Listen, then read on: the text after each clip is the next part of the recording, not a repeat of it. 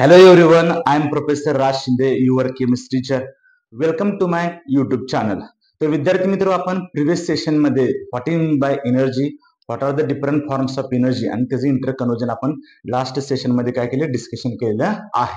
Today we are going to discuss the next important point to related to our topic that is the basic introduction of thermodynamics, scope of thermodynamics and limitations of thermodynamics. तर आज आपण thermodynamics जो chapter आहे त्याचे जे basic fundamentals आहे, basic introductory part जो आहे तो आपण पाहणार आहोत. त्याचबरोबर स्कोप ऑफ थर्मोडायनामिक्स आणि लिमिटेशन्स ऑफ थर्मोडायनामिक्स आपण पाहणार आहोत. तर विद्यार्थी मित्र, when we have to study chemistry, ज्यावेळी आपण केमिस्ट्रीचा अभ्यास करत असतो, so we have to deal with different chemical reactions and energy involved in it.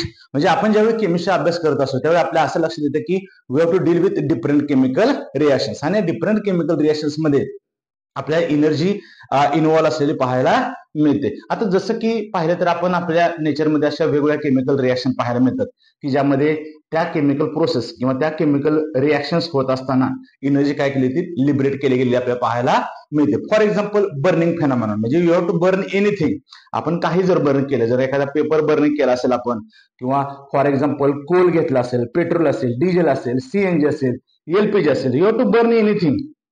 काही जरी बर्न केलं आपण तर आपल्याला असं पाहायला मिळते की त्यामधून एनर्जी काय होते लिबरेट झालेली पाहायला मिळते. किंवा एखादं एक्झाम्पल अजून सांगायचं झालं तर बर्निंग ऑफ कॅन्डल. जर आपण कॅन्डल जर बर्न केलं तर आपल्याला असं पाहायला मिळते की त्यातनं एनर्जी जी आहे ही एनर्जी आपल्याला लिबरेट झालेली पाहायला मिळते. त्याचबरोबर nuclear fusion reaction taking place in the सन.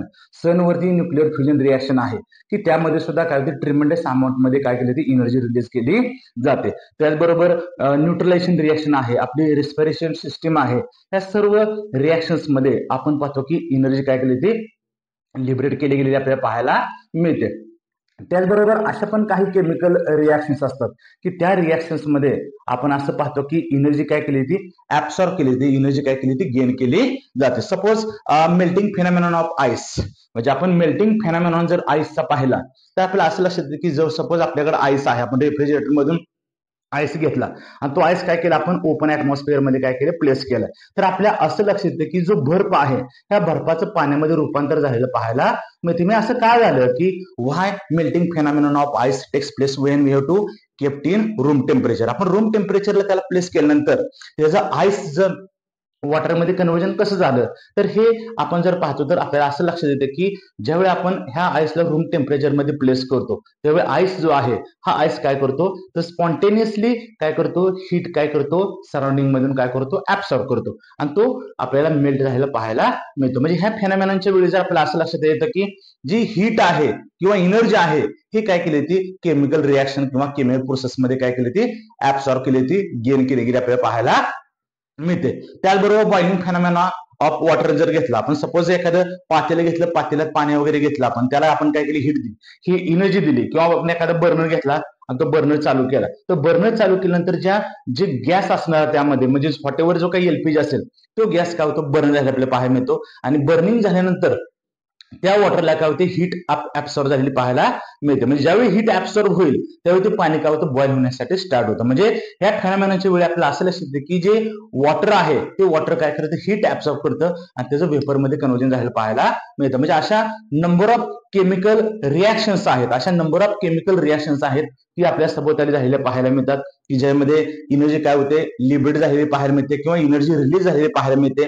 त्याचबरोबर एनर्जी ऍब्सॉर्ब झालेली पाहायला मिळते. म्हणजे ही जी एनर्जीची इन्व्हॉल्वमेंट आहे ही एनर्जीची इन्व्हॉल्वमेंट ही डिफरंट केमिकल रिॲक्शन्स मध्ये आपल्याला झालेली पाहायला मिळते. म्हणजे एक केमिस्ट्रीमध्ये हे अशी ब्रँच आहे की त्या ब्रँच मध्ये एनर्जी एक्सचेंज स्टडी केला जातो, एनर्जीची इन्व्हॉल्वमेंट स्टडी केली जाते.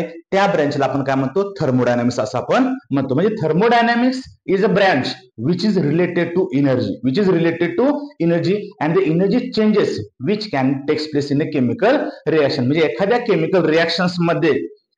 केमिकल रिॲक्शन मध्ये जो एनर्जीचा चेंज होतो तो आपण थर्मोडायनामिक्स मध्ये काय करत असतो स्टडी करत असतो. आता why there is need to study thermodynamics, thermodynamic का शिकणं गरजेचं आहे? तर we know that rocket launching phenomena, rocket launching phenomena जर आपण पाहिला, त्याचबरोबर जेट इंजिन बघितले आपण, internal combustion of engine, combustion engine बघितले आपण, हीट पंप पाहिले आपण, रेफ्रिजरेटर्स आपण त्यामध्ये पाहिले, एअर कंडिशनिंग सिस्टीम, या सर्व गोष्टी आहेत.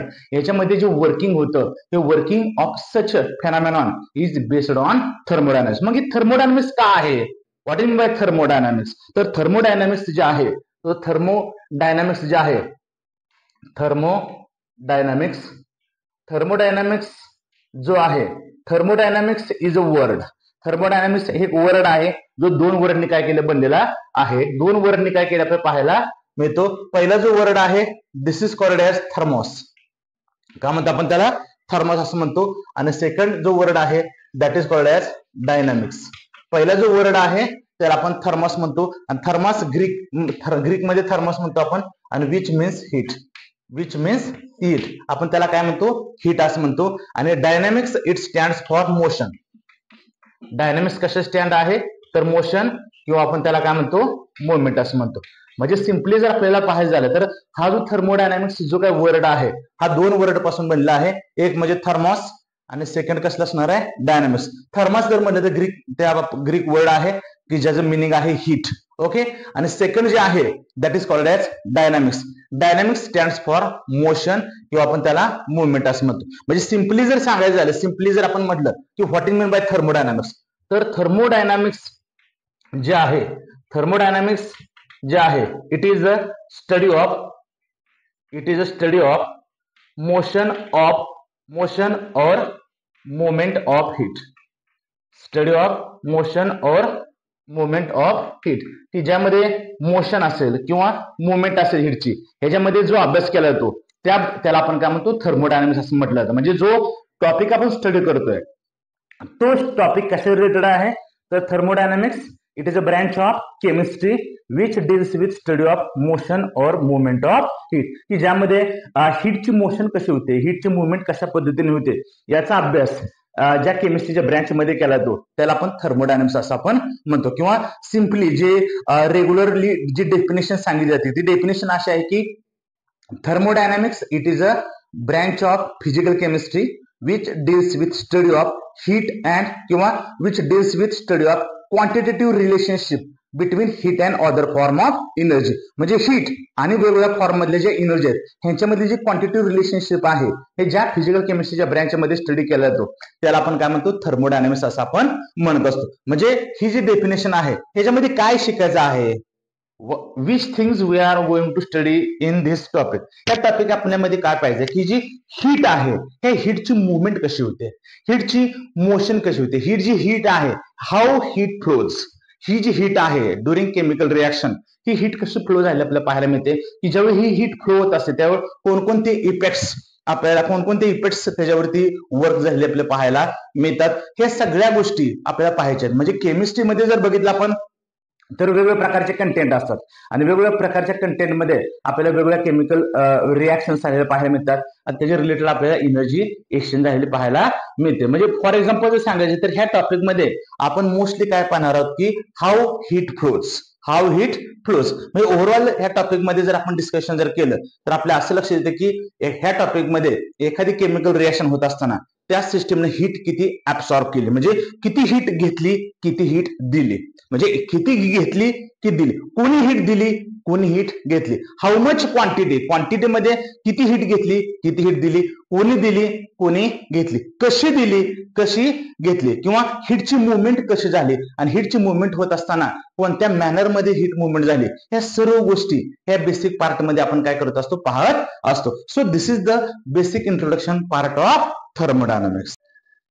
So next point that is scope of thermodynamics. तर आज आपण स्कोप ऑफ थर्मोडायनामिक्स बद्दल पण आपण डिस्कशन करणार आहोत. तर स्कोप ऑफ थर्मोडायनामिक्स म्हणजे काय? तर thermodynamics is a branch of chemistry which deals with study of energy, heat and work. म्हणजे थर्मोडायनामिक्स ही जी ब्रँच आहे it belongs to heat, energy and work. It always tells us the first one that is the scope of thermodynamics. First one that is it tells us feasibility of any chemical reaction. म्हणजे एखादी chemical reaction जी आहे ती chemical reaction होणार का नाही, म्हणजे what is the feasibility of chemical reaction. म्हणजे suppose ए नावाचा एखादा सबस्टन्स असेल, कोणता असेल, ए नावाचा एखादा सबस्टन्स असेल, त्याचं बी मध्ये कन्व्हर्जन जर होणार असेल, म्हणजे suppose A is a reactant आणि त्याचं कन्व्हर्जन काय होणार, बी मध्ये होणार का नाही, याची माहिती आपल्याला थर्मोडायनामिक्सच्या माध्यमातून समजायला सोपं जातं. म्हणजे एखादी केमिकल रिएक्शन होते का नाही, म्हणजे एखादी केमिकल रिएक्शन जर होत असेल तर ती रिएक्शन स्पॉन्टेनियसली होणार आहे का नॉन स्पॉन्टेनियस रिएक्शन होणार आहे, ही इन्फॉर्मेशन जे आहे हे आपल्याला याच्यामध्ये पाहायला मिळते. म्हणजे स्कोप ऑफ थर्मोडायनामिक्स मध्ये सगळ्यात महत्वाचा जो काय पॉइंट आहे तो म्हणजे काय, it tells us the feasibility of any chemical reaction. म्हणजे एखादी केमिकल रिएक्शन होणार का नाही ह्याची इन्फॉर्मेशन आपल्याला ह्या थर्मोडायनामिक्सच्या सहाय्याने सांगायला येते. जसं की for example melting of ice at 0 degree Celsius, म्हणजे आईस जी मेल्टिंग आहे हे 0 डिग्री सेल्सिअस आपल्याला झालेलं पाहायला मिळतं. मग ते स्पॉन्टेनियसली होत असताना सराउंडिंग हीट वगैरे ऍब्सॉर्ब केली होते, म्हणजे there is a feasibility of such a chemical reaction. परंतु जर आपण एखादं वॉटर घेतलं आणि वॉटर काय केलं, रूम टेम्परेचर 25 डिग्री सेल्सिअसला काय प्लेस केलं आणि असं आपण म्हटलं की वॉटरचा काय होणार आहे, आईस तयार होणार आहे. म्हणजे formation of ice from water at 25 degree Celsius. So this is not possible, ते होऊ शकणार नाही. हे कोण सांगतं तर थर्मोडायनामिक्स सांगतं. म्हणजे it tells us the feasibility of any chemical reaction. त्यानंतर सेकंड जे काय स्कोप असणार आहे, सेकंड स्कोप काय असणार आहे, it tells us the extent of completion of reaction. म्हणजे एखादी केमिकल रिएक्शन होते, म्हणजे सपोज ए नावाचा एखादा रिएक्टंट आहे आणि ए नावाचं कन्व्हर्जन कशामध्ये, बी होणार, बी मध्ये कन्व्हर्जन होणार आहे. सपोज असं समजू की ए हा कसा आहे 100% आहे, एक आहे 100% आहे आणि त्याचं कन्व्हर्जन बी मध्ये काय केले, स्टार्ट झालेलं आहे. आता सुरुवातीला ए कसं असणार आहे, 100% असणार आहे आणि ज्यावेळी ए नावाच्या रिएक्टंटचं बी मध्ये कन्व्हर्जन ज्यावेळी होईल त्यावेळी त्याचं सुरुवात ज्यावेळी स्टार्ट होईल त्यावेळी काय असणार, बी प्रोडक्ट काय असणार आहे, आपल्याला प्रोडक्ट फॉर्मेशन स्टार्ट झाले पाहायला मिळेल. आफ्टर सम टाइम जर बघितलं आपण तर आपल्याला हा जो ए प्रोडक्ट आहे हा जवळपास तुम्हाला 80% तुम्हाला पाहायला मिळतो. हे जर तर 20% त्याच्यामध्ये काय झाले, कम्प्लिशन झालेलं पाहायला मिळतं. त्यानंतर अजून परत आफ्टर सम टाइम जर बघितलं आपण तर 60% पाहायला मिळतो आणि तर 40% झालेला पाहायला मिळतो. म्हणजे extent of completion of reaction, म्हणजे how far the completion of the chemical reaction, किती वेळामध्ये ती केमिकल रिएक्शन आपली प्रोसिड झालेली आपल्याला पाहायला मिळते. म्हणजे त्यामध्ये जर बघितलं तरी एक्सटेंट ऑफ कम्प्लिशन रिएक्शन म्हणजे जसं जसं तुम्ही वेळ जाचाल त्यामध्ये एचं कन्व्हर्जन बी मध्ये होत गेलेलं आपल्याला पाहायला मिळेल. आणि अशी एक वेळ येईल की बाबा हे जे काही 60% आहे, हा जो 40% आहे, ह्याचं कन्व्हर्जन तुम्हाला नंतर ह्याचं 50% हे 50% तयार झालेलं पाहायला मिळणार नाही. म्हणजे त्यावेळी काय होतं की ए आणि बी जो आहे ह्याच्यामध्ये काय होतं, एक इक्विलिब्रियम डेव्हलप झालेलं पाहायला मिळतं. म्हणजे एखादी केमिकल रिएक्शन आहे, त्या केमिकल रिएक्शन मध्ये रिएक्टंटचं कन्व्हर्जन प्रोडक्ट मध्ये झालं का, म्हणजे ते extent of completion of reaction, ते किती एक्सटेंट आहे, how much time is required, त्याला किती टाइम रिक्वायर्ड गरजेचं आहे, तो किती कम्प्लिशन झालेला आहे, ही जी इन्फॉर्मेशन आहे ही आपल्याला स्कोप ऑफ थर्मोडायनामिक्स मध्ये काय करतं पाहायला मिळतं. लक्षात घ्या. म्हणजे एखाद्या केमिकल रिएक्शन मध्ये रिएक्टंटचं कन्व्हर्जन बी मध्ये बी प्रोडक्ट मध्ये कसं झालं ते आपण कम्प्लिशन कसे होते ते आपल्याला पाहायला मिळतंय. त्याचबरोबर एखादी केमिकल रिएक्शन होत असताना त्यामध्ये इक्विलिब्रियम कसं डेव्हलप होत आहे की ज्यामुळे फॉरवर्ड रिएक्शन पॉसिबल झाले आपल्याला पाहायला मिळत नाही. म्हणजे extent of completion of reaction याच्या संदर्भात आपल्याला स्कोप ऑफ थर्मोडायनामिक्स मध्ये पाहायला मिळतं. So this is the second scope of thermodynamics. आता नेक्स्ट वन दॅट इज आहे it gives explanation of macroscopic properties. आपल्याला पाहायला काय मिळतं की ही जी थर्मोडायनामिक्स ब्रँच आहे it is only deal to macroscopic properties. Macroscopic property म्हणा किंवा त्याला बल्क प्रॉपर्टीज असं म्हणा. हे म्हणजे ह्याच्यामध्ये काय आहे की याच्यामध्ये बघितलं तर बल्क लार्ज पोर्शनचा काय केला जातो, स्टडी केला जातो. म्हणजे फॉर एक्झाम्पल बघितलं तर air which is present in our class, आपल्या क्लासमध्ये जी एअर आहे सपोज आपण त्याला जर सिस्टीम कन्सिडर केली, आपण काय केली त्याला सिस्टीम कन्सिडर केली, तर त्या सिस्टीमचा आपण काय बघणार आहोत की त्याचं प्रेशर किती आहे. म्हणजे the air which is present in our class किंवा रूम असेल त्यामध्ये जी एअर असेल ती एअर जर आपली सिस्टीम म्हणून जर काम करत असेल तर we have to study the pressure of gas. त्या गॅसचा आपण प्रेशर किंवा त्या एअरचा आपण काय करणार आहोत, प्रेशर किती आहे हे पाहणार आहोत. त्याचबरोबर रूम मध्ये जी एअर असणार आहे त्याचं व्हॅल्यूम किती आहे ते आपण पाहणार आहोत. त्याचबरोबर त्याचं टेम्परेचर जे आहे हे टेम्परेचर किती असणार आहे याच्याबद्दल आपण काय करणार आहोत, पाहणार आहोत. We cannot deal with the single atom molecule electron पोटा, म्हणजे जे मायक्रोस्कोपिक पार्टिकल आहेत, जे सिंगल पार्टिकल असतात. म्हणजे आपण असं बघणार ना किंवा एअर जे आहे त्या एअर मध्ये कोणते गॅस मॉलिक्युल्स आहेत, किती गॅस मॉलिक्युल्स त्यामध्ये इन्व्हॉल्व्ह झालेले आहेत, याच्याबद्दल जास्त आपण डिटेलमध्ये जाणार नाही. म्हणजे आपण मॅक्रोस्कोपिक लेवलला त्याचा स्टडी करणार आहोत, आपण बल्क पोर्शन मध्ये त्याचा स्टडी करणार आहोत. म्हणजे जेव्हा एखादे शिक्षक वर्गात शिकवत असतात ते सगळ्या विद्यार्थ्यांना शिकवत असतात, ते एका विद्यार्थ्याला शिकवतात का नाही. म्हणजे ते क्लास म्हणजे जी प्रोसेस जी होते लर्निंग आणि टीचिंग प्रोसेस होते याच्यामध्ये काय होतं, लार्ज स्टुडंट तुम्हाला पार्टिसिपेट झाले पाहायला मिळतात. म्हणजे बल्क पोर्शन मध्ये त्याचा स्टडी केला आपल्याला पाहायला मिळतो. किंवा एका ठिकाणी जर मी म्हटलं बाबा जस्ट सुपरविजन आहे माझं, मी क्लासमध्ये सुपरविजन करतोय, याच्यामध्ये मी काही एका विद्यार्थ्यावर फोकस करणार आहे का नाही, तर मी कशावर फोकस करणार आहे, क्लासवर फोकस करणार आहे. म्हणजे जसं एखादी सिस्टीम असेल त्या सिस्टीमचं प्रेशर किती आहे, त्या सिस्टीमचं व्हॅल्यूम किती आहे, त्या सिस्टीमचं टेम्परेचर किती आहे, याच्याबद्दल डिस्कशन करणार. मी इंडिव्हिज्युअली तो जे काय व्हॉटेवर आयटम असेल, मॉलिक्युल असेल, इलेक्ट्रॉन प्रोटॉन मायक्रोस्कोपिक लेवलला आपण त्याचं डिस्कशन करणार नाही. We are always explain the macroscopic property. Okay, म्हणजे सपोज असं जर विचार केला आपण, सपोज मी वॉटर घेतलेला आहे, काय घेतले, वॉटर घेतलाय, हा बर्नर मी युज केला आहे आणि यामध्ये जर बघितलं आपण त्यामध्ये मी वॉटर घेतलेलं आहे, बरोबर. आणि ह्या वॉटरचं काय असणार आहे, टेम्परेचर जे असणार आहे ते टेम्परेचर किती असणार आहे, 25 डिग्री सेल्सिअस. म्हणजे टोटल जे वॉटर मॉलिक्युल्स प्रेझेंट असणार आहेत त्या सोल्युशन मध्ये त्यांचं टेम्परेचर आपण किती आहे, 25 डिग्री सेल्सिअस. ह्यातल्या सिंगल मॉलिक्युल असणार आहे वॉटर मॉलिक्युल त्याचं टेम्परेचर 25 डिग्री सेल्सिअस असणार आहे का, नाही. तर टोटल जे बल्क मध्ये जे लार्ज क्वांटिटी मध्ये वॉटर असणार आहे त्याचं टेम्परेचर किती असणार आहे, 25 डिग्री सेल्सिअस असणार पाहायला मिळतं. म्हणजे ओव्हरऑल जर बघितलं आपण तर in thermodynamics we always explaining the macroscopic properties of a system. सिस्टमच्या आपण मॅक्रोस्कोपिक प्रॉपर्टी पाहणार आहोत. We are not going to discuss microscopic property of the system. आणि लास्ट जो आहे that is the study of energy transformation in chemical reaction. म्हणजे chemical reaction होत असताना जे एनर्जीचं ट्रान्सफॉर्मेशन कसं होतं हे आपल्याला केमिकल थर्मोडायनामिक्स मध्ये पाहायला मिळतं. So this is the scope of thermodynamics. So this are the scope of thermodynamics. Next point जो आहे that is the limitations of thermodynamics.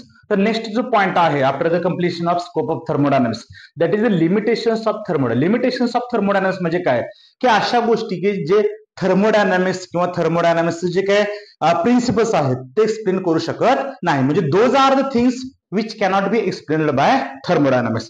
तर फर्स्ट जे लिमिटेशन आहे that is the thermodynamics it is only applicable to macroscopic properties like pressure, volume, temperature of the system. म्हणजे thermodynamics जी branch आहे chemistry मध्ये it is only related to macroscopic system. जसं मी आता सांगितलं की तुम्हाला air which is present in room ही जे आहे याच्याबद्दल काय आपण करतोय तर त्याचं प्रेशर किती आहे, त्याचं व्हॅल्यूम किती आहे, त्याचं टेम्परेचर किती आहे याबद्दलच आपण त्याची माहिती सांगू शकतो. की त्यामध्ये व्हॉटेवर जे काही मॉलिक्युल्स प्रेझेंट असतील त्यामध्ये जे ऍटम्स असतील त्याच्याबद्दल आपण सिंगली त्याच्याबद्दल एक्सप्लेनेशन करू शकत नाही. म्हणजे in this topic we are only applicable to macroscopic properties like pressure, volume, temperature. We cannot explain the microscopic properties like atom, त्याचबरोबर मॉलिक्युल असेल, प्रोटॉन असेल, न्यूट्रॉन असेल, इलेक्ट्रॉन असेल. आपण सिंगल ऍटम बद्दल किंवा सिंगल मॉलिक्युल बद्दल आपण थर्मोडायनामिक्स मध्ये एक्सप्लेन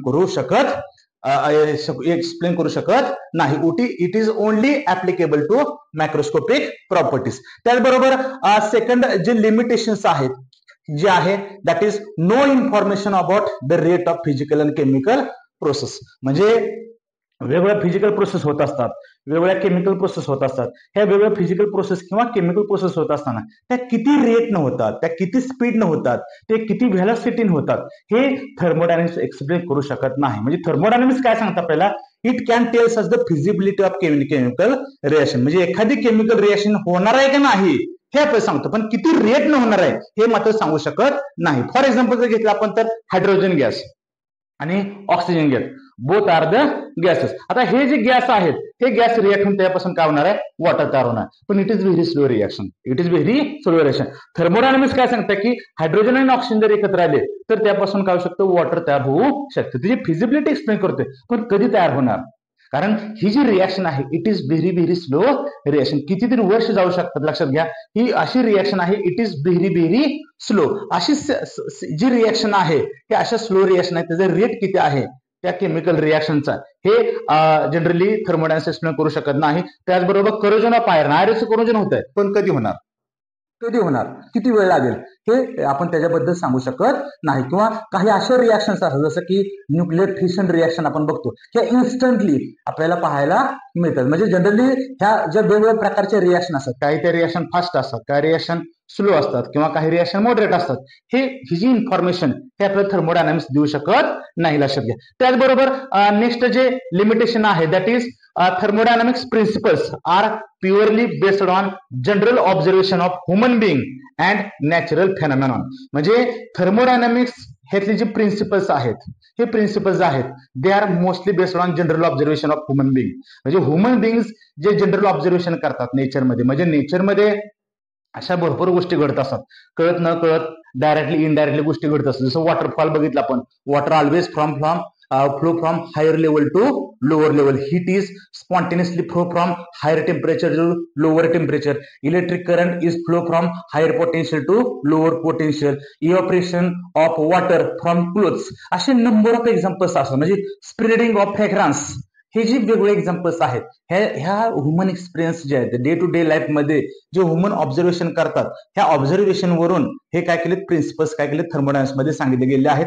त्याचबरोबर जे नॅचरल फेनॉमेनॉन आहेत, हे नॅचरल फेनॉमेनॉनच्या वेळी हीट कशी ऍब्सॉर्ब केली जाते, हीट कशी रिलीज होते, ह्या सगळ्या गोष्टी समजून घेऊन त्यातले थर्मोडायनामिक्स मध्ये प्रिन्सिपल्स काय केलेत एक्सप्लेन केले गेलेले आहेत. आणि लास्ट जे लिमिटेशन आहे थर्मोडायनामिक्सचं that is it does not consider internal structure and composition of matter. म्हणजे ज्यावेळी आपण थर्मोडायनामिक्स स्टडी करत असतो, वेगवेगळ्या सिस्टीमशी आपण स्टडी करत असतो, वेगवेगळ्या प्रोसेस बद्दल आपण डिस्कशन करत असतो, त्यावेळी आपण it do not consider internal structure. मग ती सिस्टीम जी असणार आहे त्या सिस्टीमचं इंटरनल स्ट्रक्चर कसं आहे, ते कोणत्या त्याचं जे इंटरनल स्ट्रक्चर कसं असणार आहे त्या सिस्टीमचं, याबद्दल आपण कोणत्या प्रकारची माहिती देऊ शकत नाही. त्याचबरोबर जो मॅटर आहे, जो सिस्टीम म्हणून कन्सिडर होणार आहे, त्याचं कॉम्पोजिशन जे आहे तो कोणत्या घटकापासून बनलेला आहे त्याच्याबद्दल थर्मोडायनामिक्स एक्सप्लेन करू शकत नाही. म्हणजे हे झाले नंबर ऑफ लिमिटेशन्स. तर आजच्या सेशन मध्ये आपण बेसिक इंट्रोडक्शन जो पार्ट आहे तो थर्मोडायनामिक्सचा काय केला आपण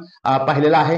त्याचबरोबर स्कोप ऑफ थर्मोडायनामिक्स म्हणजे why there is need to study thermodynamics, जो स्कोप ऑफ थर्मोडायनामिक्स आहे तो पण सेशन आज आपण घेतलेला आहे. त्याचबरोबर what are the limitations of thermodynamics, अशा कोणत्या गोष्टी which are this things we cannot explain by thermodynamics, thermodynamics explain करू शकत नाही. ह्या सर्व गोष्टी आपण पाहिलेत. तर 3 महत्वाचे कंटेंट आज आपल्या आजच्या सेशन मध्ये आपण काय केले पाहिलेले आहेत. तर विद्यार्थी मित्र हो, आजचा हा जर सेशन आपणास जर आवडला असेल तर माझ्या व्हिडिओला लाईक करायला विसरू नका. आणि त्याचबरोबर आजचा जो माझा हा व्हिडिओ आहे तो डेफिनेटली शेअर करा. त्याचबरोबर जर काय तुमचे डाऊट्स असेल तर कमेंट सेशन मध्ये काय करा, तुम्ही मला विचारू शकता. त्याचबरोबर ज्या विद्यार्थ्यांनी आज माझ्या चॅनलला, जे विद्यार्थी नवीन व्हिडिओ पाहत असतील त्यांनी माझ्या चॅनलला सबस्क्राईब करायला विसरू नका. So thank you very much guys to watch my session. Have a nice day.